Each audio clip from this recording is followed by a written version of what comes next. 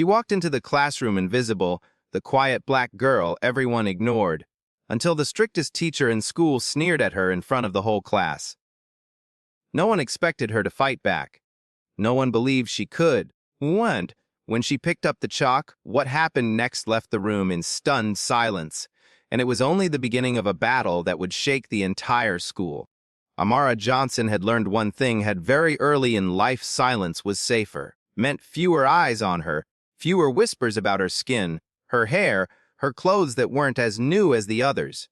At Crestwood High, she kept her head down, her notebooks neat, her voice small. She thought if she hid well enough, the world would forget she was even there. But some people didn't forget.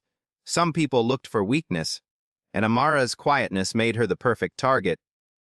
Mrs. Elizabeth Whitmore, the most feared teacher in the school, never missed a chance to remind Amara of her place. With her razor, sharp tongue, and icy stare, she demanded perfection and mocked those who fell short. And to Mrs. Whitmore, Amara was always falling short.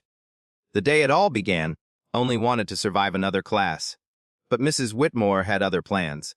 "Miss Johnson," she sneered, chalk in hand, "perhaps you'd like to solve this. Unless, of course, it's far too difficult for you." The class chuckled. Miller, Crestwood's golden boy, smirked in his seat. Amara froze. A dozen eyes stabbed into her. She wanted to disappear, to sink into the floor. But something stirred in her chest. A tiny, stubborn ember that refused to die. And so, with trembling fingers, she stood. She took the chalk. And in that moment, the quiet black girl everyone had dismissed was about to shock them all.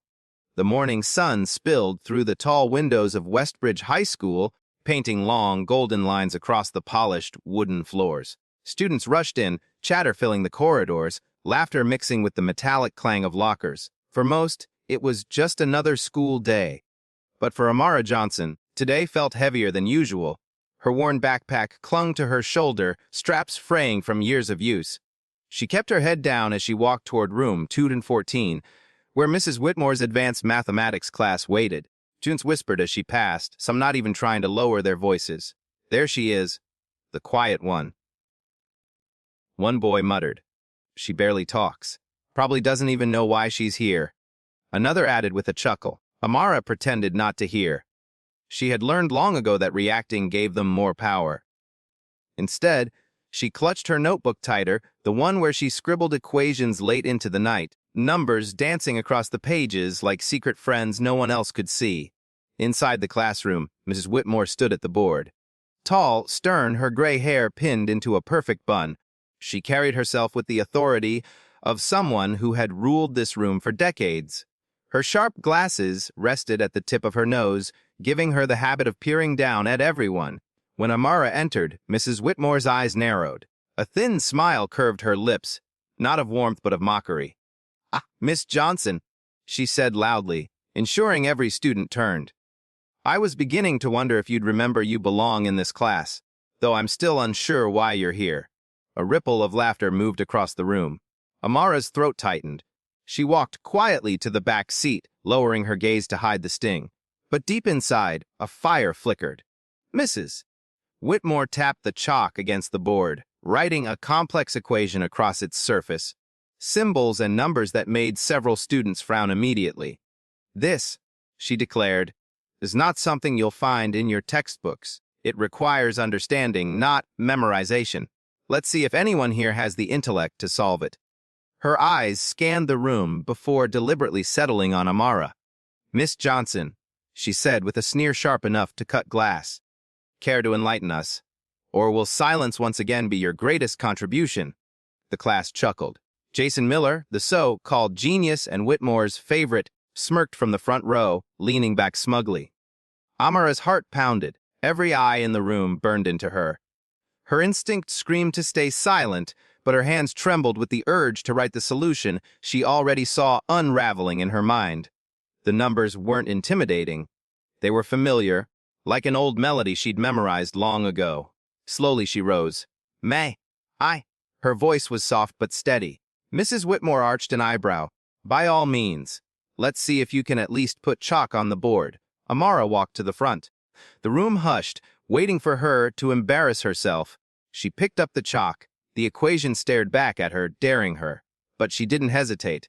Her hand moved swiftly, symbols flowing in perfect rhythm, leading logically into the next. Gasps whispered behind her.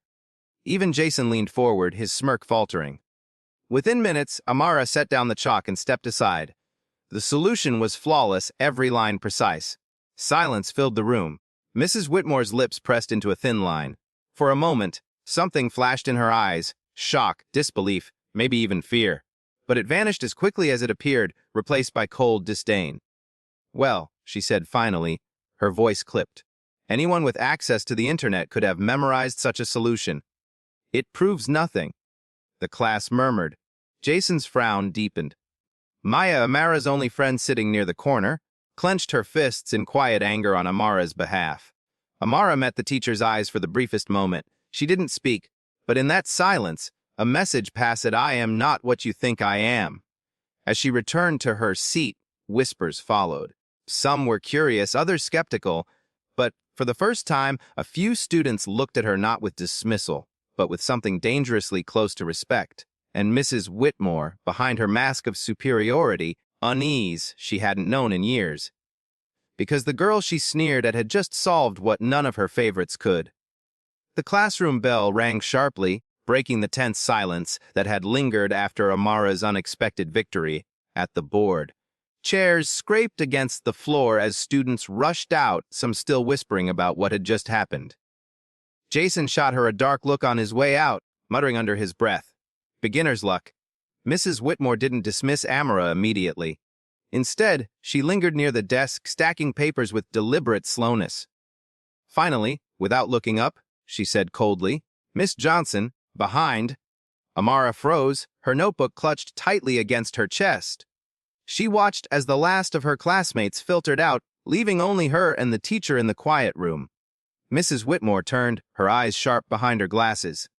"You may think that solving one problem makes you clever, but I know your type. Silent, brooding, waiting to make a spectacle. If you truly were intelligent, I would have noticed long ago. Don't embarrass yourself by trying to prove something you're not." Her words landed like stones, but Amara didn't flinch. She had heard worse. She only nodded politely, whispered, "Yes, ma'am," and left the room with quiet dignity. The walk home felt longer than usual. The autumn wind tugged at her thin jacket, and the chatter of other students in clusters along the sidewalk made her feel even more alone. Maya caught up with her halfway. "Amara! Wait!" she called, her side. "Girl, what was that? You destroyed that problem like it was nothing." Amara smiled faintly, shaking her head. "It wasn't a big deal. Not a big deal." Maya's eyes widened. "You embarrassed Jason in front of everyone!" Even Mrs. Whitmore couldn't say a word. Well, not a decent one, anyway. Do you know how long people have been waiting for someone to wipe that smug grin off his face? Amara chuckled softly but didn't answer. She wasn't interested in humiliating anyone. She only wanted something else. Something deeper. They parted ways at the corner, Maya heading to her cheerful house full of noise and laughter, Amara continuing down the quieter street where shadows stretched long in the evening light. Her home was small, paint peeling at the edges, the roof patched in more than one place. But the moment she stepped inside, a warmth filled her chest. The faint smell of cornbread drifted from the kitchen, and she heard her mother humming softly, a tune Amara had known since childhood. "Amara," her mother's gentle voice called. "That you, baby?" "Yes, Mama," Amara replied, setting her bag down. Her mother, Clara Johnson, appeared in the doorway, wiping her hands on her apron. Lines of tiredness marked her face, but her eyes still carried a glow of love and resilience. "How was school?" she asked, though she already read the truth in her daughter's eyes.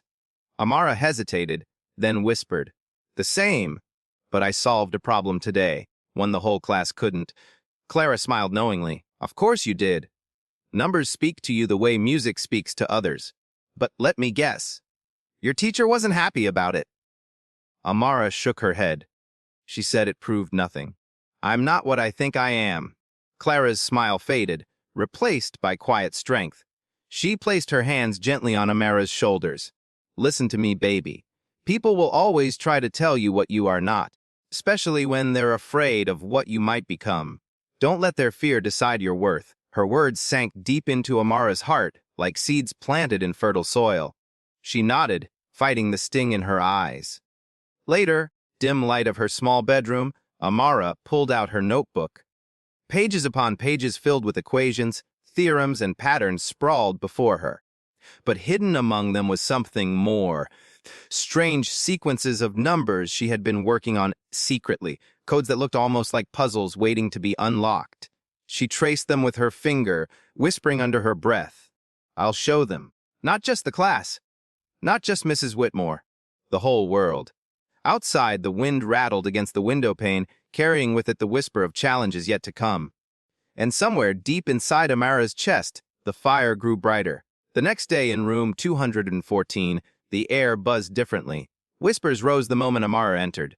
Students who once ignored her now looked at her with a mixture of curiosity and disbelief. That's the girl who solved Whitmore's monster equation. Thinks she can do it again. Probably cheated somehow. Amara walked quietly to her seat, pretending not to hear though her heart pounded. She wasn't used to attention, and every pair of eyes on her felt like a weight pressing down.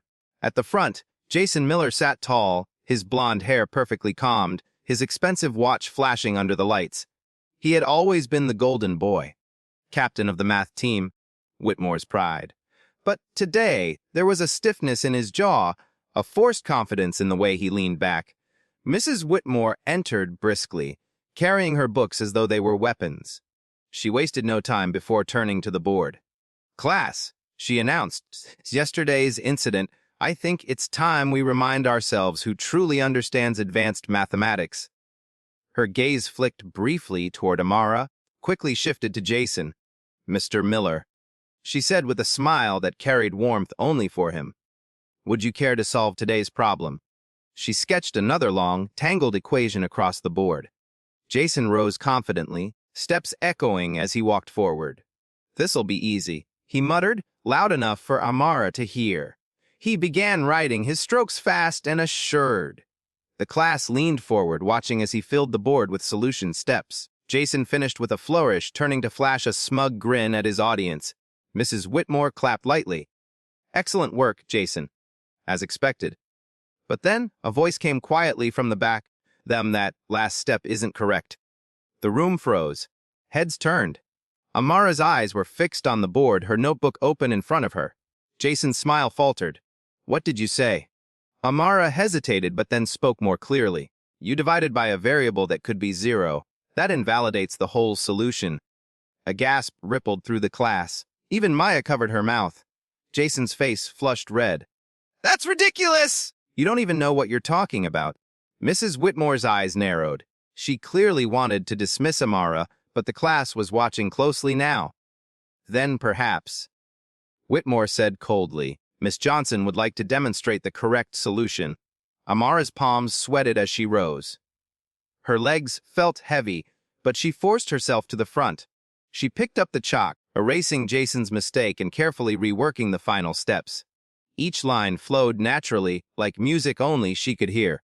When she placed the chalk down, the correct solution shone clear on the board. Silence fell again. Jason's jaw clenched, his fists tightening at his sides. His confidence cracked, replaced by anger. Mrs. Whitmore's lips pursed. She could not deny the accuracy of Amara's solution, but she refused to praise her. "Hemph, even a broken clock is right twice a day." The class murmured again. Some laughed nervously, others exchanged glances. They weren't used to seeing Whitmore so rattled.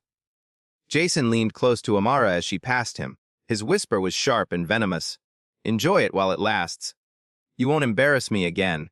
Amara didn't respond. She simply returned to her seat, her notebook pressed against her chest. But deep inside, something shifted. Jason's threat didn't scare her. It only confirmed what she already knew. She had just made herself a rival. For the first time in her life, Amara wasn't invisible anymore. And for the first time, Jason Miller felt his crown slipping. The corridors of Westbridge High were quieter after hours. Most students had already gone home, their laughter and chatter fading into the distance. But inside room 214, two figures remained. Mrs. Whitmore sat at her desk, her hands clasped tightly as she stared at the fading light outside the window. Jason Miller stood across from her, pacing like a caged lion. His face was still flushed from the humiliation of earlier that day. "She made me look like a fool," he muttered, his voice sharp. In front of everyone, Mrs. Whitmore's eyes flicked to him, cool and calculating. "One correct answer doesn't make her superior. But I admit, she's becoming a distraction. The class is beginning to notice her." Jason stopped pacing. "Then stop her. You're the teacher. You can't let her keep stealing the spotlight." Whitmore's lips curled into a thin smile. "Do you think I don't see the danger, Jason? I've spent years shaping the reputation of this classroom. You are my star pupil, the example I hold above the rest. I won't let some outsider with no pedigree, no discipline, no background take that from us." Jason relaxed slightly at her words, though his eyes still burned with anger. "So what do we do?" Whitmore leaned forward, her glasses catching the last ray of sunlight. "We'll wait. Talent may sparkle for a moment, but true genius requires consistency. I will design something she cannot fake her way through. Something so difficult it will expose her for what she is." Jason smirked. "And when she fails, everyone will know she's nothing but a pretender." Mrs. Whitmore nodded. "Exactly. Tomorrow I'll prepare for a test, a public one. And when she crumbles under the pressure, the class forget this little distraction ever happened." The next morning, Amara entered the classroom to find an unusual buzz in the air. Students whispered excitedly, glancing at the board where a large sheet of paper was pinned, written across it in bold letters. "Challenge of the week, solve if you dare." Mrs. Whitmore stood proudly beside it, her posture stiff with authority. "Attention, class," she said. "Today begins a new tradition. Each week, I will post a problem designed not just to test memory, but true intelligence. Anyone who believes themselves capable may attempt it." Her eyes swept the room before landing deliberately on Amara. "Of course, I expect Mr. Miller to maintain his place at the top. But if others wish to embarrass themselves, they may try." Jason leaned back in his chair, grinning. "This should be fun." Maya nudged Amara's arm, whispering urgently, "Don't do it. Trap. Can't you see?" Amara stared at the problem. It was massive, layers of equations and abstract symbols that seemed designed to confuse rather than test. Even from a distance, her mind began to pull threads together, recognizing patterns, possibilities. Her pulse quickened. She knew Whitmore wanted her to fail. She knew Jason was waiting for her downfall. But deep inside, another voice whispered louder, "This is your chance. Show them again. Show them you're not afraid." Slowly, she raised her hand. "I'd like to attempt it." The classroom erupted into murmurs, half shocked, half excited. Jason's grin faltered, and Mrs. Whitmore's eyes narrowed in barely hidden irritation. "Very well, Miss Johnson," Whitmore said smoothly. "You have until Friday. Let's see if lightning can strike twice." As the whispers swirled around her, Amara sat straighter in her seat, her notebook open, her pen ready. She knew this was more than a math problem, this was war. And she wasn't planning to lose. The challenge problem stared back at Amara like an enemy. Every time she opened her notebook, its twisted symbols and endless variables seemed to mock her, daring her to fail. By the second night, her small bedroom was littered with crumpled papers. Pencils lay broken at odd angles, and the desk lamp flickered against the weight of exhaustion. Amara rubbed her temples, fighting the urge to cry. A test, she thought bitterly. It's a trap. Mrs. Whitmore wants me to collapse in front of everyone. Jason wants me humiliated. And maybe they're right. Maybe I don't belong in that room at all. Her mother peeked in quietly, carrying a glass of warm milk. Clara's eyes softened when she saw the mess. "You're still at it." Amara nodded silently, not trusting her voice. Clara set the glass down and gently stroked her daughter's hair. "Don't destroy yourself trying to prove something to people who will never see you clearly. Do this for you, not for them." Amara blinked back tears. "But, Mama, if I give up now, they'll say I was never good enough. I cheated before. They'll say I'm nothing." Clara knelt beside her. "And if you succeed, do you think they'll suddenly love you?" "No, baby. Some people will always find a reason to sneer. The only question is, do you believe in you?" Amara swallowed hard, unable to answer. Later that night, after Clara had gone to bed, Amara sat staring at the same unsolved equations. Her eyelids drooped, her head heavy with fatigue. She was about to give up when a quiet knock rattled her window. Her heart leapt. Slowly, she pushed the curtain aside. Standing in the cool night air was an old man, his frame tall but frail, his white hair catching the moonlight. He leaned on a cane, his eyes sharp and alert despite his years. Amara froze. Who are you?" she whispered through the glass. The man smiled faintly. "A neighbor. A retired teacher, once upon a time. Forgive me for startling you, but I couldn't help noticing the light burning in your window, and the frustration written on your face." Amara frowned suspiciously. "Why are you here?" He tapped the glass gently with his cane. "Because I've seen that problem before. It's designed to confuse, mislead, overwhelm. You can solve it, but not by fighting it alone." Her eyes widened. You know how." The man's smile deepened. "I know more than Mrs. Whitmore would like anyone to remember. My name is Dr. Samuel Harris. I once taught advanced mathematics at a university before life took its turns. If you're willing to learn, I can guide you." Amara hesitated. Every instinct told her not to trust strangers. And yet, something about the man's gaze felt genuine, like he had once been where she was now. Slowly, she opened the window. Dr. Harris stepped inside, his movements careful, deliberate. He glanced at the scattered papers, the half-finished equations. "Good," he murmured. "You're closer than you think. The key isn't brute force. It's elegance. Simplicity hidden in chaos." He picked up a pencil, trembling slightly with age, and began to draw patterns across the page. Shapes that looked almost like art, weaving through the numbers. Amara leaned in, captivated. For the first time in days, the problem didn't look impossible. It looked like a puzzle she could unlock. And as the night deepened, a partnership quietly began, one that would change everything. The next afternoon, Amara rushed home from school faster than ever. She dropped her bag, skipped dinner, shut herself in her small bedroom. Her notebook lay open on the desk, waiting. The window creaked softly, and there he was again, Dr. Samuel Harris, leaning on his cane, a faint smile on his lips. "You came," Amara whispered, relief mixing with nervous excitement. "Of course," he replied. "When a mind like yours knocks on the door of knowledge, it would be a crime not to answer." He settled into the chair by her desk, scanning her notes with sharp eyes. "Tell me, Amara, what do you see when you look at this equation?" She frowned. "Numbers. Symbols. Complications. It feels messy." Harris shook his head slowly. "That's because you're staring at the walls of the maze, looking at the walls. Look for the path." He began sketching in her notebook, not numbers this time, but shapes, circles, triangles, arcs.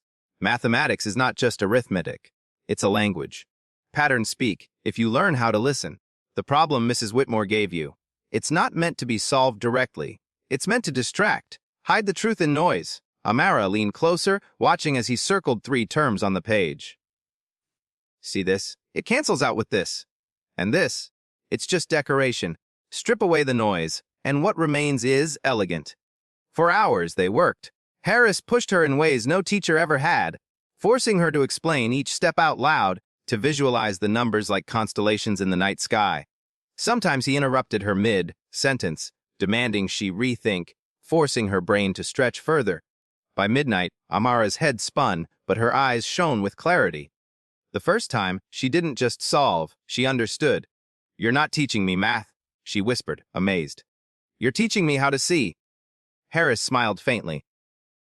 "Exactly." But as he prepared to leave, Amara caught a strange flicker in his expression. His hand lingered on the chalk stub he'd borrowed, his eyes dark with a memory she couldn't read. "Dr. Harris," she asked softly, "why are you helping me?" He paused, his shoulders stiff. After a long silence, he said, "Because I once had a student. Brilliant. Ambitious. But blinded by pride. She destroyed more than just her own future. She destroyed mine." Amara's heart skipped. Who was she? Harris's eyes clouded. He tapped his cane against the floor. "That's a story for another time." And with that, he slipped out the window, leaving Amara staring after him. Confused, he quiet, but burning with more determination than ever. By Friday morning, the entire school seemed to know about the challenge of the week. Students who weren't even in Mrs. Whitmore's class leaned against lockers, whispering as Amara walked by, smirked, waiting for her downfall. Others looked curious, as if secretly hoping she would prove everyone wrong again. When Amara entered room 214, Jason was already there, seated at the front with a grin too wide to be genuine. "You ready to humiliate yourself, Johnson?" he whispered as she passed. Amara didn't respond. She had spent every night that week training with Dr. Harris, seeing equations not as chaos, but as patterns waiting to reveal themselves.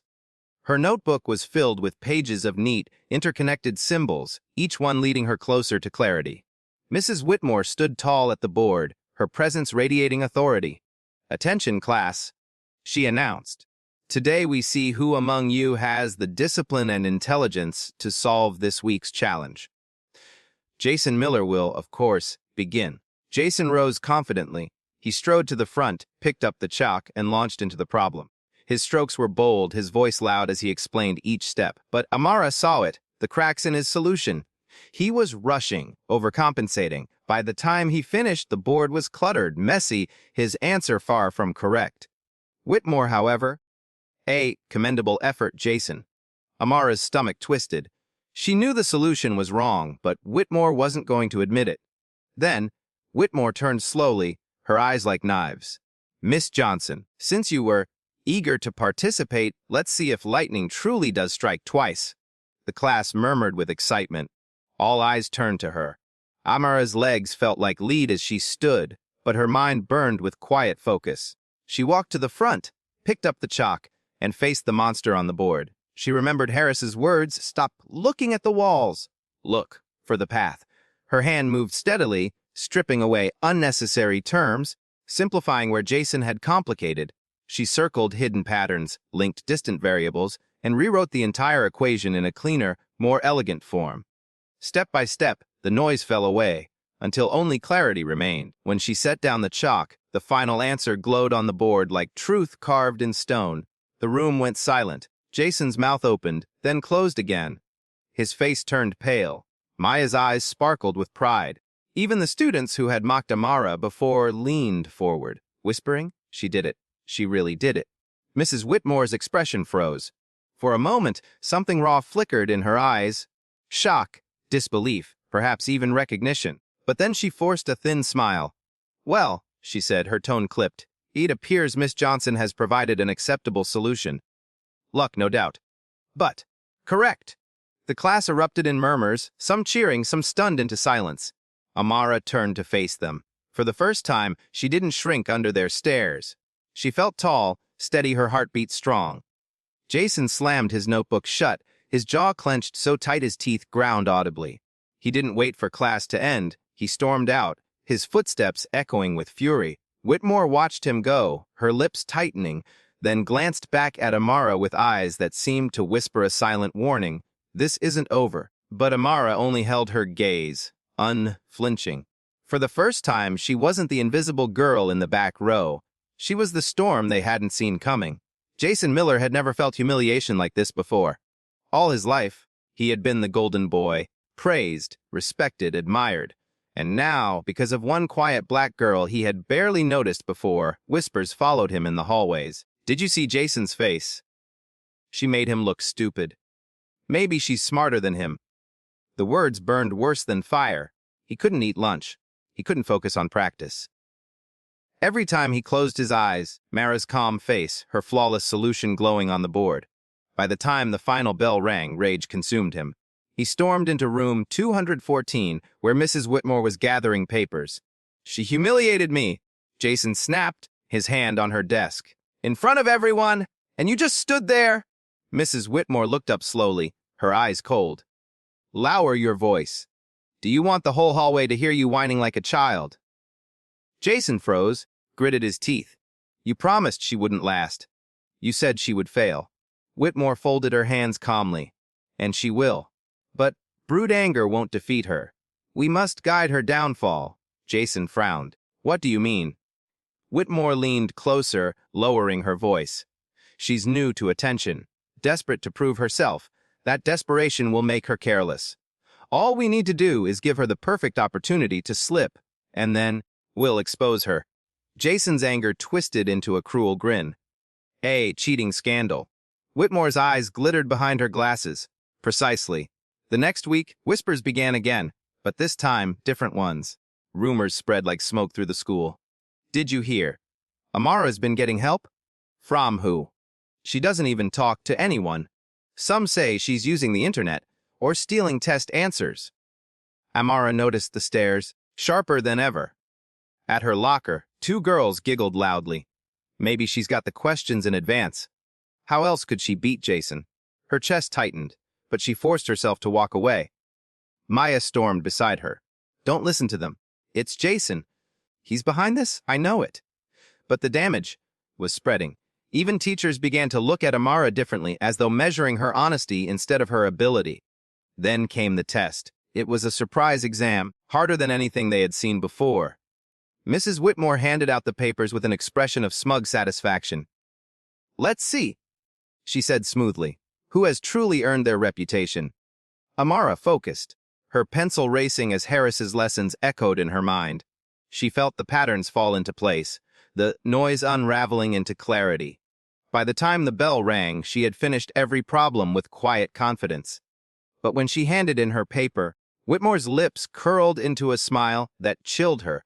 Hours later, as students filled the cafeteria, a sudden announcement crackled through the speakers. Attention!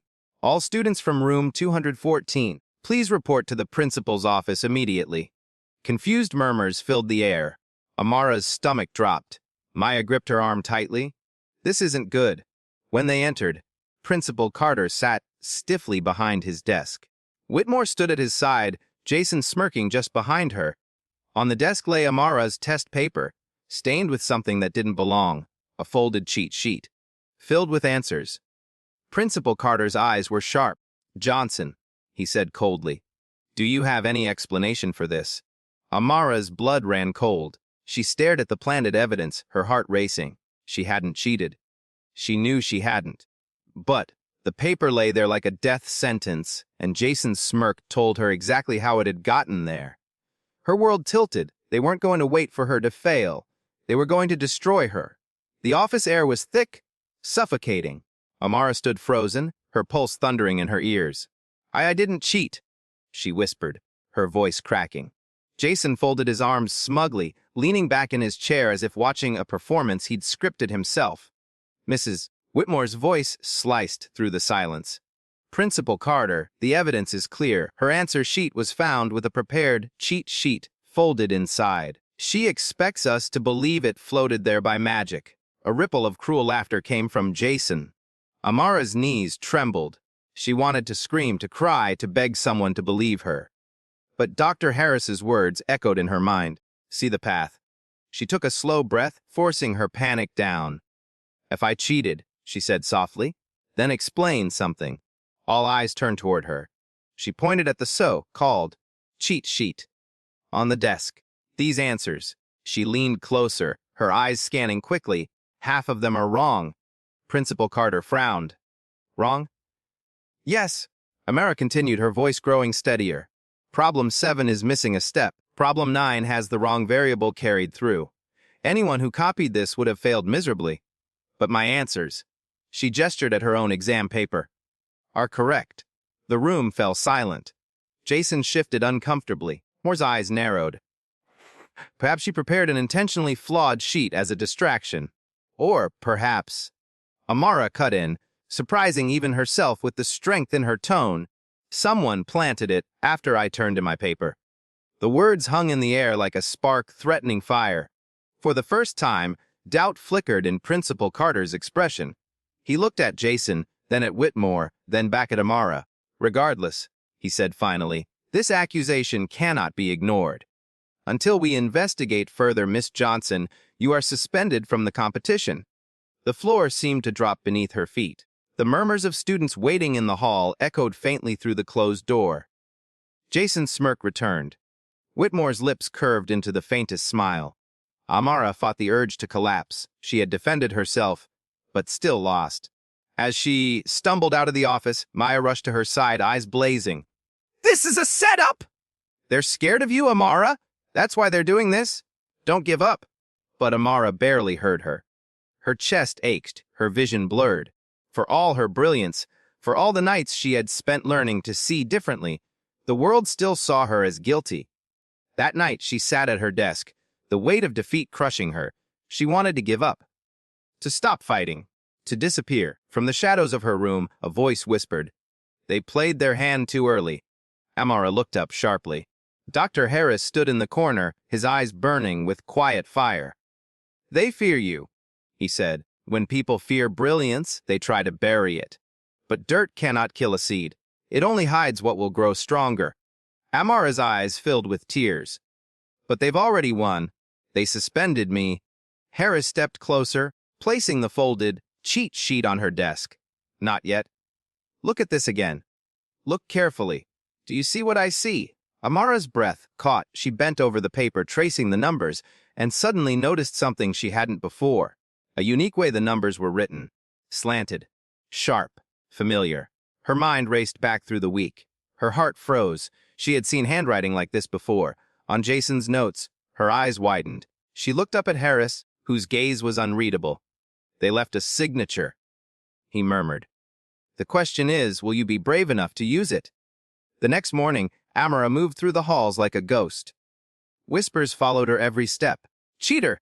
"Suspended." She thought she was smarter than Jason. She kept her head down, gripping her notebook tightly.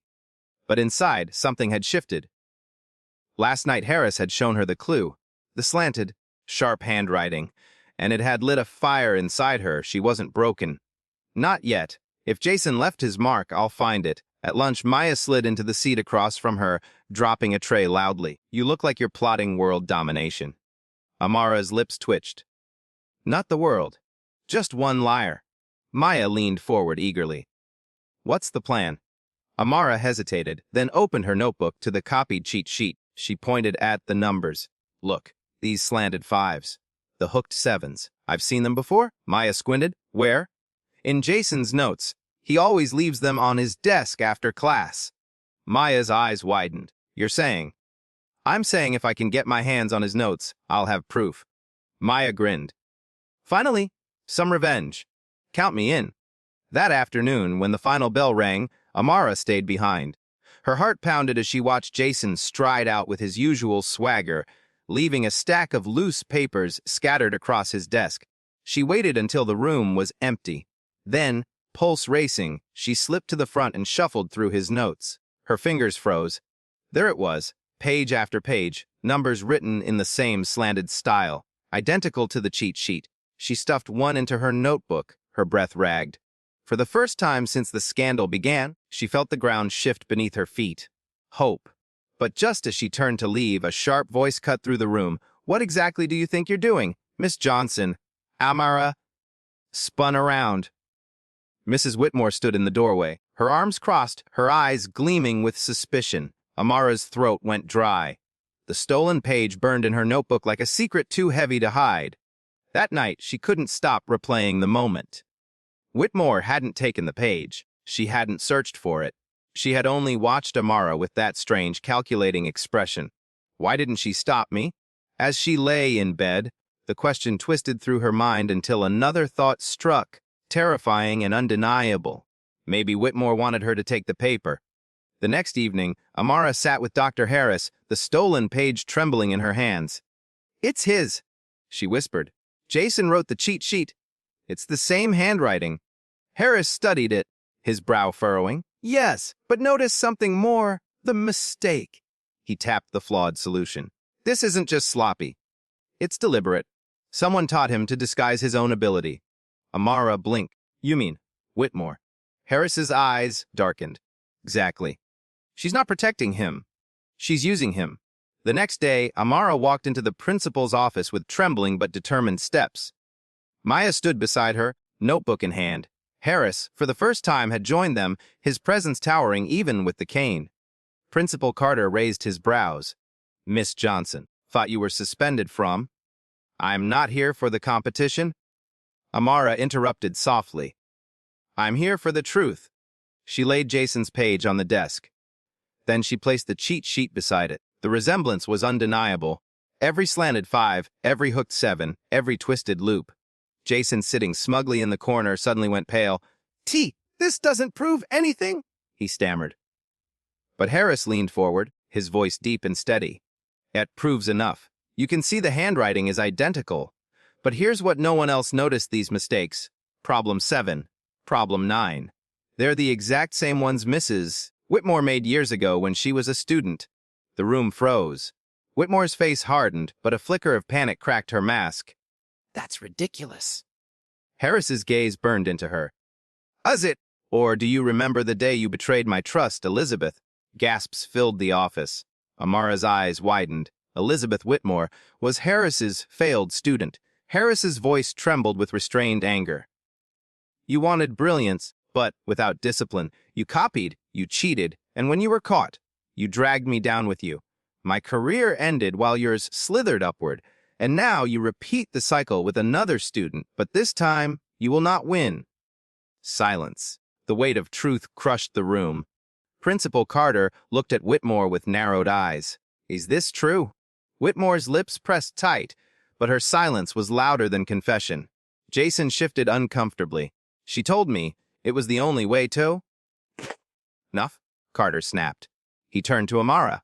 "Miss Johnson, it appears you were the victim of a cruel scheme. On behalf of this school, owe you an apology." Relief washed over Amara like a wave. For the first time, her chest felt light. Whitmore was quietly escorted out. Jason hung his head, his golden boy reputation shattered. Weeks later, the competition resumed. This time, without schemes, without shadows. Amara walked to the board, her hand steady, her mind sharp. She didn't just solve problems, she revealed patterns, beauty, truth. The class didn't sneer anymore, they watched in awe, and Harris, standing quietly in the back, allowed himself the faintest smile. When it was over, Amara stepped outside into the sunlight, Maya skipping beside her. For the first time, the world didn't feel like a trap. It felt like a path, wide open, waiting. She had walked through the shadows. She had faced betrayal, doubt, and fear, and she had proven, once and for all, that brilliance cannot be buried. The strict teacher sneered. Jason had schemed. But Amara, she outsmarted them all.